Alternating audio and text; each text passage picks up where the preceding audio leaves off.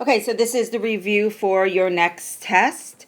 So the first one is the graphing of f of x equals 4 sine 1/2 x minus 1. So I am going to minimize this review page so that I can write it because I need the whole page here to graph.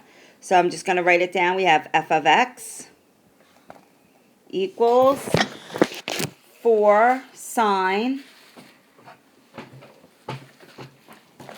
1/2 x minus 1. All right, so the first thing we would want is the amplitude, which is the absolute value of 4, which is 4. That means we're going up and down 4 from the midline. Okay, so the next would be the number of cycles. The number of cycles is the absolute value of b, which is 1/2. So that we have a half of a curve in 2 pi interval. The next thing we want would be the period, which is 2 pi over b. So that's 2 pi over 1/2. So remember what I said, plug this into your calculator. It is 4 pi. So that means we will see a complete curve in 4 pi. The next thing we want would be the number of slashes, which is 4 times b, which is 4 times 1/2, which is 2. The next would be the x scale, which would be 2 pi over 2, the number of slashes, which is pi. Your midline is y equals -1, so that's this piece here. Your range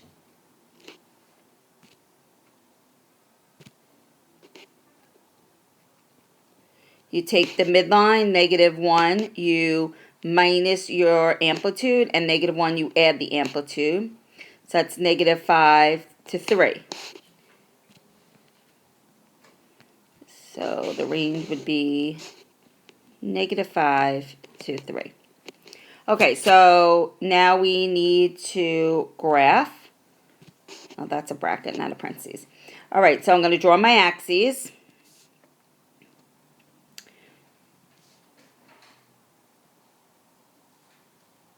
Now, this does say to graph, so then this is x and this is f of x. And it does say only to graph one cycle, okay? So we have here, just so you know, it has here a half a cycle in pi. The period, which is where we see one whole cycle, is 4 pi, okay? So let's just go with what we have right now, and you'll see we're going to have to double everything. So my number of slashes is 2. 1, 2, okay? My midline, 1, 2. My midline is at -1. We are going up and down to -5 and up to 3. All right, now this, what I have here, since I have only 2 slashes, that's only going to give me half a cycle. I need a full cycle, so I have to double it. So I need 2 more slashes. All right, so my scale is going to be pi. So it's going to be 1 pi, 2 pi, which makes sense because I have half a cycle in 2 pi. 3 pi, 4 pi, which makes sense because I have my period is 4 pi, which means I'll see one complete cycle in 4 pi. All right, it is a sine curve. Sine starts at the midline. It is a +4, so it's going to go up. So at pi, we'll be at 3, then back down to the midline, down to -5, back to the midline, and you can see now I have one full cycle. All right, let's take a look at B. Okay, so B is g of x is equal to -10 cosine 2x plus 3. All right, so the first thing I want is my amplitude. So my amplitude is the absolute value of -10, which is 10. So we're going up and down 10 from the midline. The number of cycles is the absolute value of 2, which is 2. The period is 2 pi over 2, which is pi.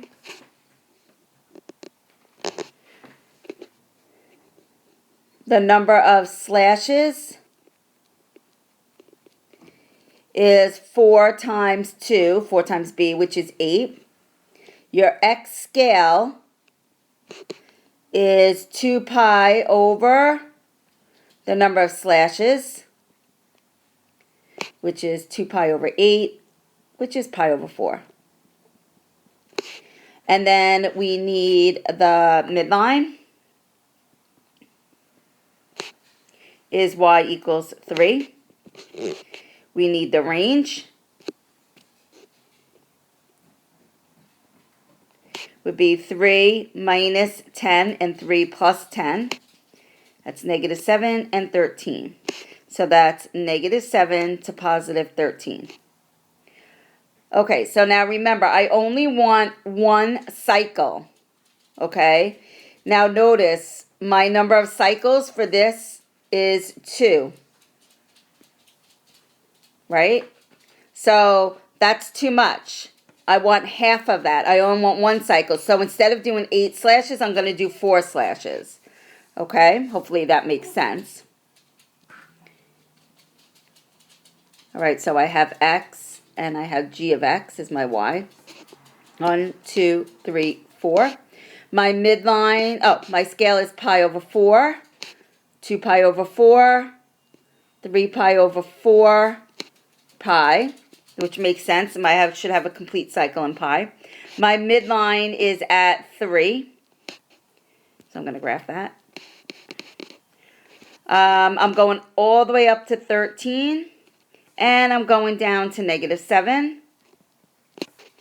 And now I'm ready to graph. It is cosine, so it's going to start at either the max or the min. In this case, it's going to start at the min because I have a negative 10 here. So I'm going to start down at the min, hit the midline, max, midline, min. And there's one cycle. Okay? All right, so let's take a look at number 2. Okay, so number 2 says, write an equation for a cosine curve. All right, so let's just stop there for a second. I'm writing the equation for a cosine curve. So I know it's got to be y equals something cosine something x plus something. Okay, so we have an amplitude of 8, a period of pi over 3, and a range from 0 to 10. And then it also says it's increasing from 0 to pi over 6. All right, so let's start with the amplitude. The amplitude is 8. The midline we're going to get from here, from 0 to 10, half of that is 5. So my midline would be at positive 5. Now I got to get the b value. So I have the period. So I use the fact that the period, which is 2 pi over b, that has to equal pi over 3. And then cross multiply. So we get 6 pi equals b pi. Divide both sides by pi, and we get b is equal to 6. So this is 6 here. The last thing is to take care of this. It says your graph is increasing from 0 to pi over 6. So that would mean when I graph my cosine curve, right? My cosine curve has to either start at my max or my min. Max. If I start at my max, then I have to go down. That means I would be decreasing. But this says I'm increasing. So that means I have to start at my min and go up to increase. So that means I'm starting at my minimum. Therefore, my 8 has to be negative. All right, let's take a look at the next one.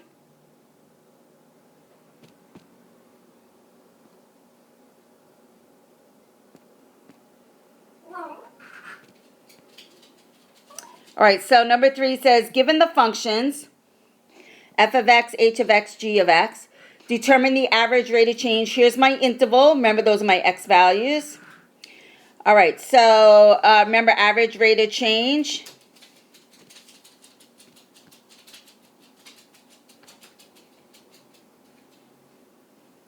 Average rate of change is the change in y over the change in x. So it's y minus y over x minus x.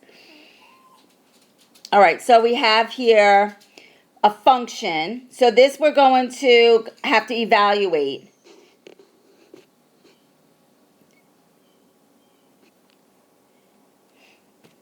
All right, so I have to first do my first x, right? Because remember, these are my x's. So I have to do f of pi over 2. So plug your x in to get your y value. So this would be f of pi over 2. So you could just plug that in your calculator, put it in radians, so you could get the correct value. Since I'm evaluating, it's pi over 2, that means radians. So this comes out to be 6. So I have part of my point right now. I have pi over 6 comma, no, sorry, pi over 2. Not pi over 6. Pi over 2 comma 6. All right, now I have to do f of 2 pi. So it's 4 sine 2 pi plus 2. Plug that in your calculator. So f of 2 pi is equal to 2. So 2 pi, comma 2. All right, now we need to find the average rate of change here. So your average rate of change, remember it's y minus y, so it's 6 minus 2 over pi over 2 minus 2 pi. Use your fraction key and just plug it into the calculator. So it's negative 0.8488 and so on. Okay? All right, in the middle we have a table of values. So here's my points. Pi over 2 comma negative 1. And 2 pi comma negative 3. All right, so in the green now, your average rate of change is going to be, I'm going to start with negative 3. Negative 3 minus negative 1 over 2 pi minus pi over 2. Again, just plug that in. Don't change the pi's to 360. You have to plug them in as radians, okay? So plug that in, you get negative 0.4244. All right, now we have to do h of x, which is the graphing one, the graph here. So I will do that in yellow. So my x value is pi over 2. So go to pi over 2, which is right here. This is pi over 2. It's easy to see it on your paper. My y value is 1. Go to 2 pi. Here's 2 pi. My y value is negative 1. All right, so the average rate of change would be 1 minus negative 1 over pi over 2 minus 2 pi. And this comes out to be negative 0.4244, so on. And then this says put them in order from least to greatest. So your smallest average rate of change is, these are actually the same. So it'll be h of x and g of x because they're the same. So just put them next to each other. And this is actually your largest. Even though it's your smallest number, it's actually your largest average rate of change. So remember, when we're talking about average rate of change, we're not necessarily talking about the positive and negatives. Negative just means that it's the average rate of change is going down. So then the last one be f of x. Okay, so let's take a look at the next one. All right, number 4. So it says to list the factors and find the zeros. So I'm going to do that down here. So I have f of x equals 3x to the third plus 2x squared minus x. So I'm going to list the factors. There is a GCF. GCF is x times 3x squared plus 2x minus 1. Now I can factor this. That's the different, you're going to do master product. All right, so multiply the first times the last. We get negative 3x squared. What multiplies to 3 minuses 2 is positive 2. So that would be positive 3x and negative 1x. Bring down the beginning and the end. Then factor by grouping. So the GCF would be 3x times x plus 1. GCF is negative 1 times x plus 1. So my factors are 3x minus 1, x plus 1. And don't forget we have this guy here, x. All right, those are my factors. Now I want my zeros.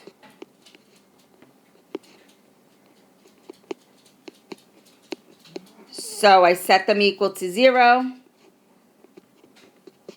We get x equals 0. X equals add 1, divide by 3, 1/3. And x is equal to -1. So remember, these are my factors. These are my zeros. Notice how your zeros and your factors are opposite, right? So when my 0 is -1, my factor is x plus 1. Okay?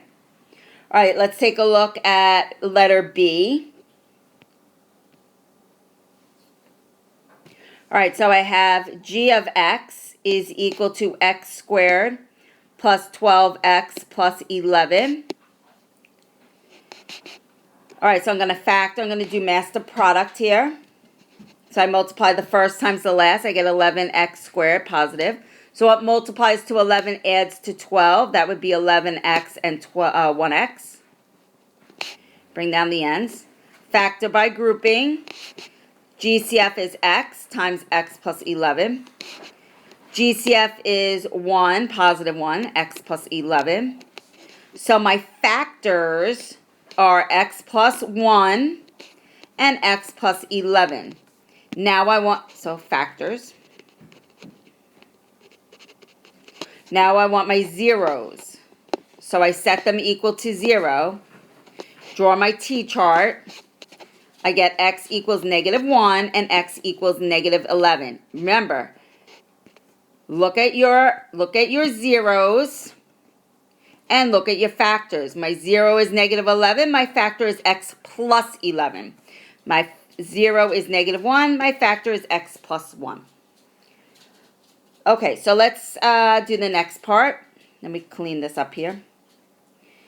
All right, the next one is just a subtraction. It's pretty basic. All right, we're doing f of x minus g of x. So I'm going to put f of x first. So the biggest thing with this is just making sure that you do distribute the negative. That's the common mistake. Kids forget to distribute.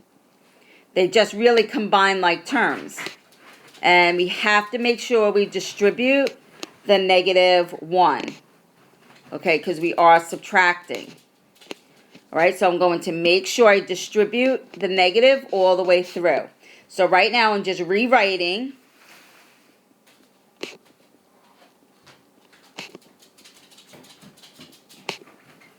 Now I'm distributing, so it's going to be positive 47x to the third plus 2x squared minus 58x minus 33. Now combine like terms. Combine the cubes.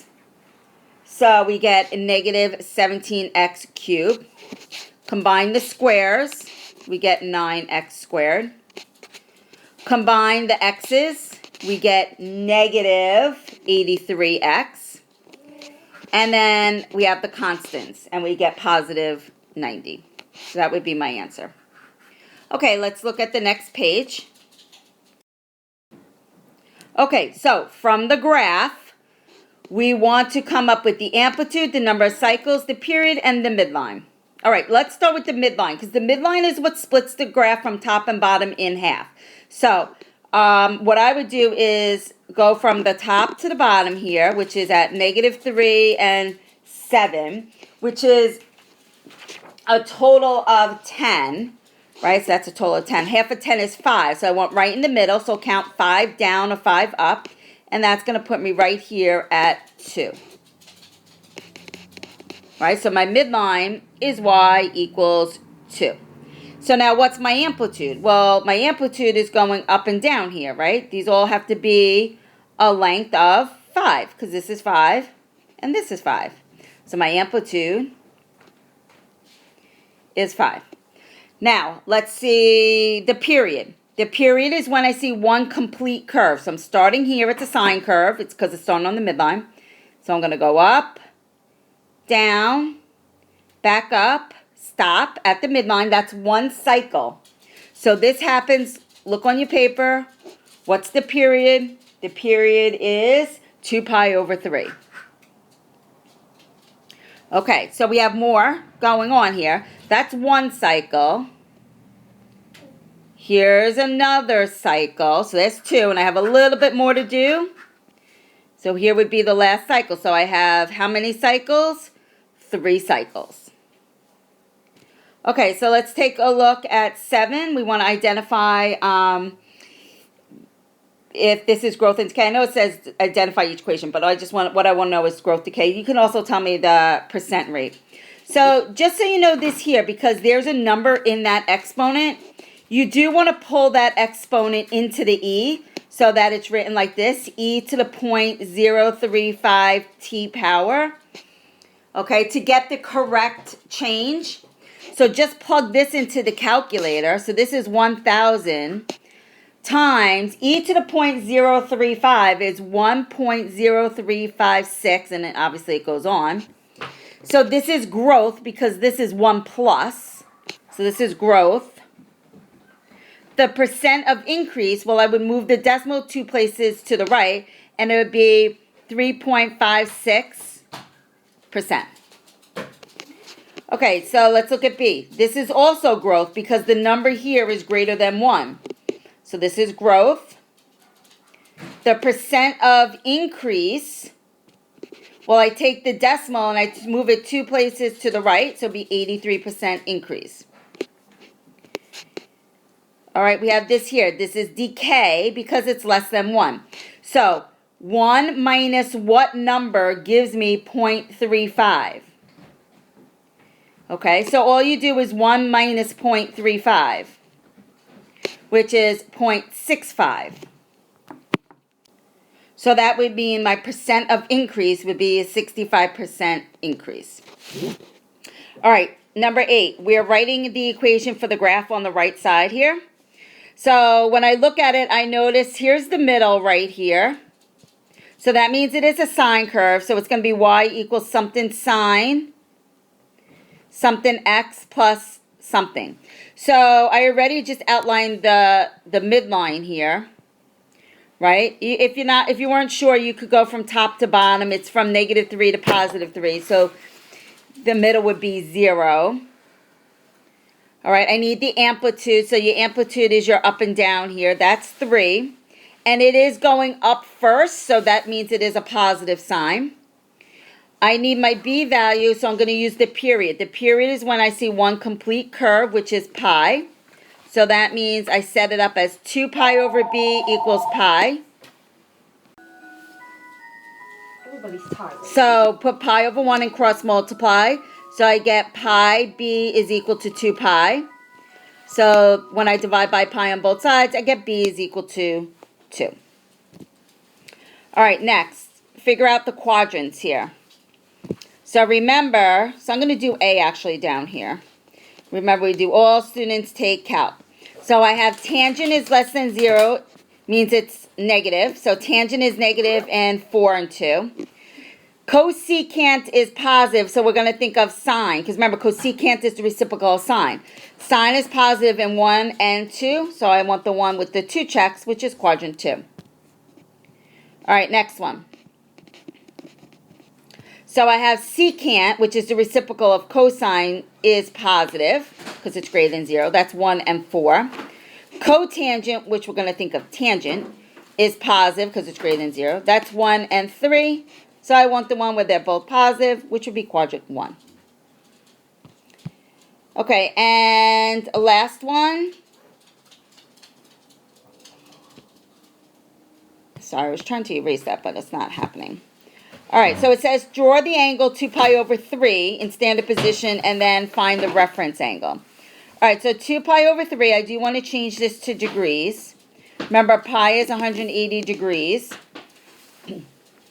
So this is 120 degrees. So 120 degrees starts on the positive side of the x-axis, terminates in quadrant 2. The reference angle, remember, you put your pencil on the terminal side, you go to the x-axis. This is your reference angle. So I do 180 minus 120 is 60. That's my reference angle. All right, last thing, you will have a question again on your test that deals with the exponential word problems. That's half-life, compound interest, all those. I'll give you the equations. I'm not going to tell you which equation is. You have to know how to use them. Okay, so everybody have a good night. I'll see you tomorrow.